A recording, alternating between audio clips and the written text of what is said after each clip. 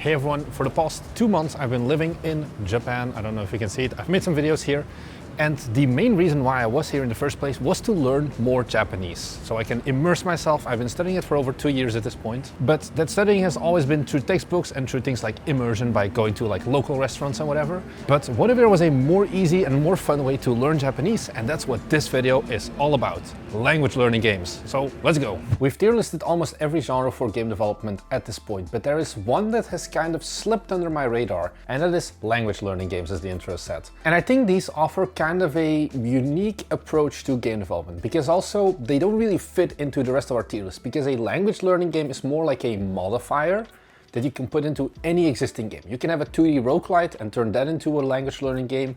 You can take an RPG, you can take whatever really, and add a language learning element on top of it. Now, maybe not like a language learning MOBA, maybe someone is working on that, but that sounds like a bit of a dumb idea. But I want to talk a bit more about that entire genre. And in our audience, actually, we have a bunch of game developers who are making those language learning games. And specifically for this video, I'm going to be focusing on Japanese language learning games, because that is what I also have the most background of. I've been studying it for over 2 years at this point. It's a pretty popular genre, I think, in terms of language learning games, with some really big releases recently, like Shashingo, where you walk around Japan and you take pictures of whatever you see and you like learn the language that way. And because I also have some of those Japanese game devs in our audience, I also reached out to them and asked them a bit more about why this genre, what are the pros and what are the cons about it. But regardless of like Japanese in this case, I'm pretty sure most of these things will also count if you're making like a Spanish learning game or like a German one or whatever. I know some of you guys are making like German language learning games because it's a pretty big part of our audience, but I think the lessons still apply. And I think the first big benefit to making a language learning game is it's an enticing hook, and at the same time there's not as much competition. Now, competition matters a bit upon which language you're taking, but you can take any genre basically that maybe you're like, oh, actually it's kind of saturated, how do I stand out here? And you just add language learning. For example, a really fun one is Kanji Factory, which is like an automation game, and games like Shapes.io have completely dominated that field. But now suddenly you can take that and accept that, hey, I'm not gonna be Shapes 3, so let me instead focus on keeping my scope a bit smaller and instead focus on making kanji, which is like a Japanese kind of character, and you've got a hook. It's not that hard, and there's also just not that many people making that kind of game, so it's an easier way to stand out. When I looked at like overall Japanese language learning games on Steam, I could only find about 10 or so that had passed that 10 review mark, which is kind of required to be counted as a real game. So that shouldn't be too hard. Also, most of our audience isn't American or from a like English native country, so there's a big chance that you know a second language. Maybe it's French, maybe it's German, maybe it's Dutch if you're a poor unfortunate soul like me. You probably have a language that you're native in, and you know English as well because you're watching this YouTube channel, so you already know the language you want to teach most of the time. But there are some concerns that I want you to keep in mind when making these kinds of games. And the first big one is your language is going to be the determining factor. Usually when you're making a game, whether it's like a roguelite or like a 2D platformer or it's like a 4X game, that's gonna be one of the main influences on how marketable is my game. But suddenly when you're going for a language learning game, that is not the case anymore, because your audience basically is only gonna be however many people are interested in a certain language. This is, I think, why you see Japanese show up more, because there is this Western, like everyone wants to go to Japan right now, everyone is interested in Japanese culture, anime is like bigger than ever, manga is also getting like a pop-off, so people are like, hey, I want to get myself an anime waifu, let me learn Japanese. So Japanese is a pretty popular language, but for example, if you're looking at suddenly nobody wants to learn Dutch, or God forbid you're in Denmark for example, if you're like, yes, I'm gonna make a Danish language learning game, boy, do I have some bad news for you, because then you're already gonna have to make 2 games basically, where the language learning part is just optional almost. You have to kind of be lucky that you take a language that people want to learn. Some languages that I do think can be interesting is like Chinese, Japanese, Korean, and then French.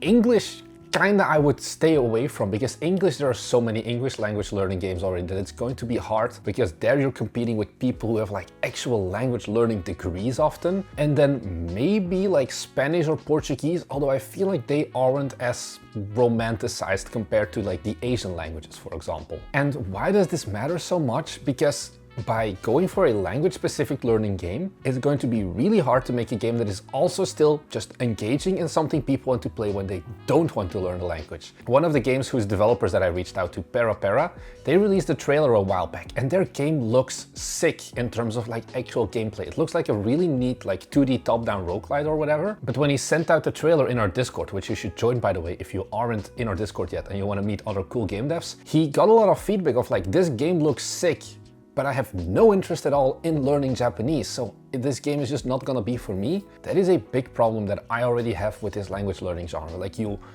go for a very niche specific audience, but you also isolate like 90% of your audience regularly because maybe some guy just doesn't want to learn Japanese. In the first place, they just want to play a fun game. And that brings me to my main issue with these language learning games. I reached out, I played some of them as well, and the problem is also difficulty, because you already have that more isolated subset of the people who can play your game, right? But now you have to think as well of the curve of like how many people are beginners versus like intermediate versus advanced. This is something I see on this YouTube channel as well, where the videos I make that are like for absolute beginners, like top 5 tips to get started with game development. I know a lot of you like OG viewers are like, oh my god, you're just regurgitating the same stuff. But at the end of the day, that is the stuff that gets the most views. Sometimes I just want to make a video that is not like a horrible failure on launch because it's so niche and specific, like the recent one about game localization, because simply not as many people are interested in that. And you have the same problem with language learning games.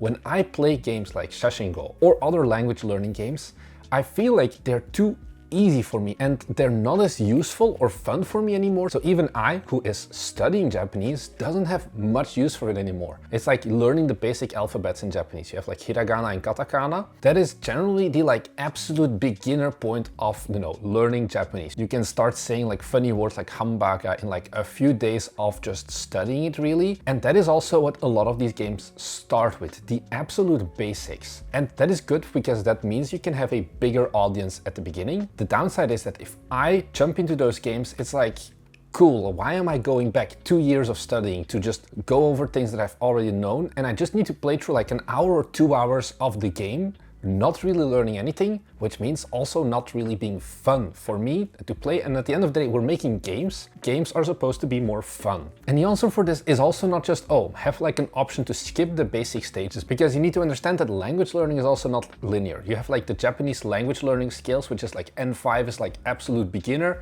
and then it goes down to like N4, N3, N2. N2 is like, oh, you can speak it in a professional capacity. And one is like, okay, you're near fluent as like native level, but there's a very big difference. Making a game that is like aimed only at Japanese N5 level is pretty easy, honestly, because it's about 80 kanji, it's basic grammar, and it's nothing too crazy. But if you suddenly want to go to the step of N4, it's not double the amount of work. It's more like 4 or 5 times the amount of work for, once again, a big audience that will drop out because honestly, people don't see things through to the end. Same with game development again.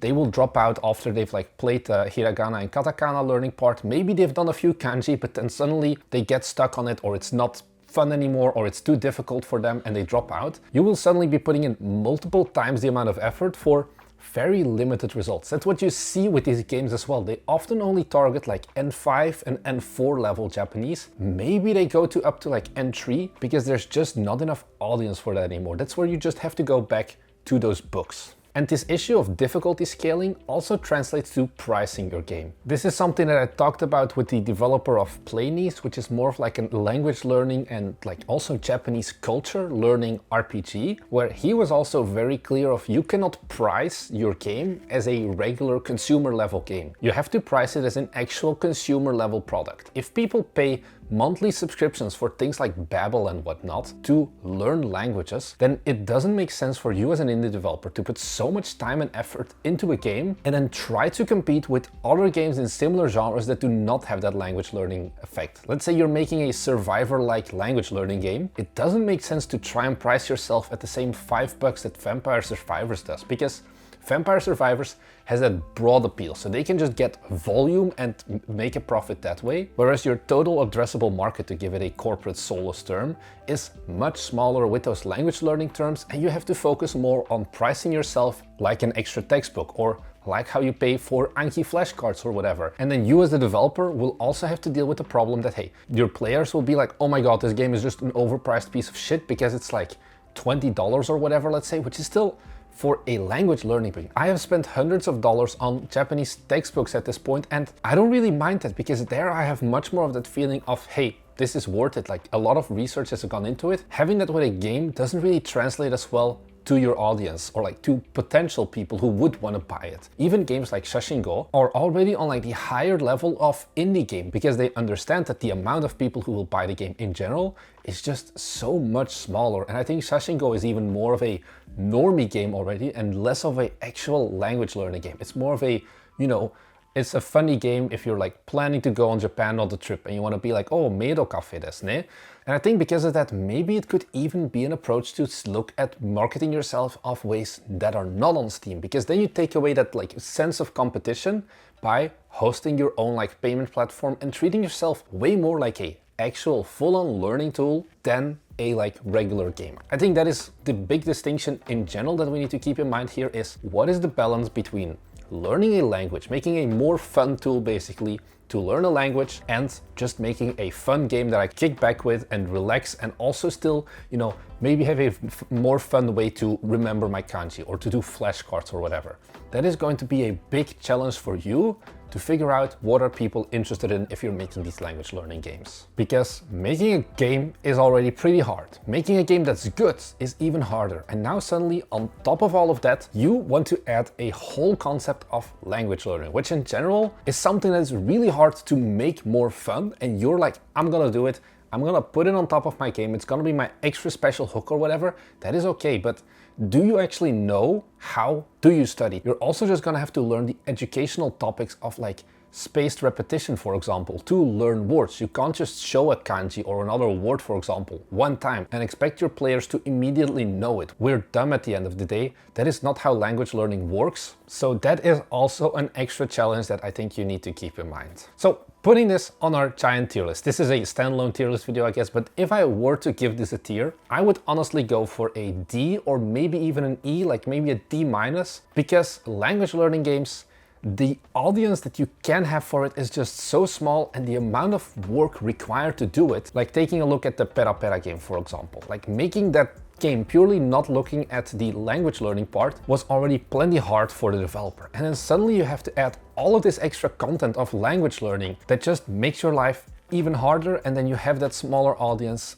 It's honestly, it's a good thing to like get into it for fun. I think if you are like, hey, I want to bring my language to more people, it's a good thing. But if you're looking at this from a business perspective and you want to like go positive on your investment of how much time you spent on whatever, I don't think it's going to really work out. So I'm curious, have you ever played a language learning game? Are you learning a language? How has it been going? Are you just doing textbooks and like flashcards? Or is something like, hey, if I could actually play a game, how would that kind of game look for you to be worth it? I'm really interested about like your thoughts. We're not gonna make a language learning game anytime soon. I can tell you that with full certainty, but I think it is still an interesting genre to look at because it is just so different from the other approaches of game development. Anyways, that's all I really had to say. If you're new here, we're game developers, we're working on our own games, and we're talking about the entire process in the industry of game development as well.